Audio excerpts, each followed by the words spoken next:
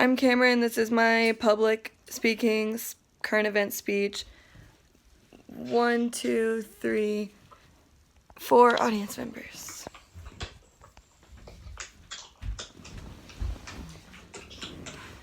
Okay. March Madness, all spring postseasons, Major League Baseball, and most other sports have been wiped out from under us, but there is hope for beloved college football. Football at all levels is finally making a comeback amidst the ongoing COVID-19 pandemic. We've all endured the lack of sports for long enough. Sports networks, professional leagues, and college teams are now making their transition back to the beloved sport.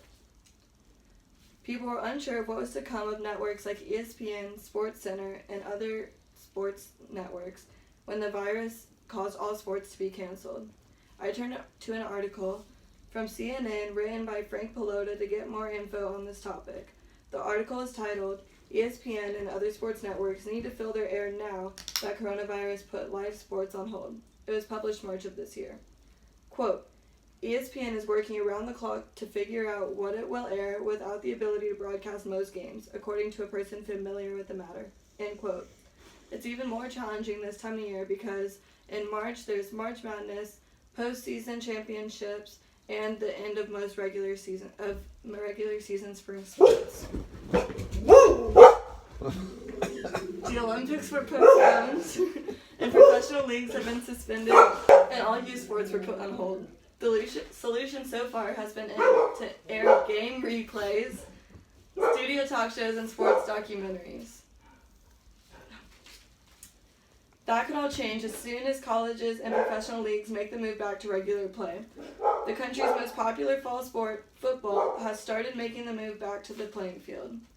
Colleges are coming back to summer training with similar safety protocols. The most explosive story to come out of this is from Clemson University Athletics. They tested 315 people in their athletic department, 28 came back positive, and 23 of those were football players. The article, published by CNN with authors Lauren Johnson and Jill Martin, published June of this year, says that most of the cases were asymptomatic, which could be leading to the widespread of the virus amongst the team. In comparison, the NHL has had 11 positive cases among all teams. Because of the inevitable close contact of the sport and its athletes, football is likely to have the roughest time getting back to gameplay. Ben Fredrickson from the St. Louis Post wrote about it this month. There's several reasons football will be tricky. Its physical aspect, the team's sizes, and the amount of time that the teams have to spend together in training can lead to errors in the safety protocols. Unlike professional athletes, college athletes don't have any leverage if they feel unsafe to return to the playing field. Quote, if folks thought that the coronavirus was going to keep out of college football's permeable world, they thought wrong. The real and oh-so-complicated story will be how, no if, the sport that rules fall Saturdays walks the line between prosperity and crisis. End quote. That's directly from Fredrickson, the author. From the sportsless world that has persisted for 4 months now, there may be an end in sight. Adjustments have been made in the sports industry with the media, the leagues, and players of all ages to accommodate the virus.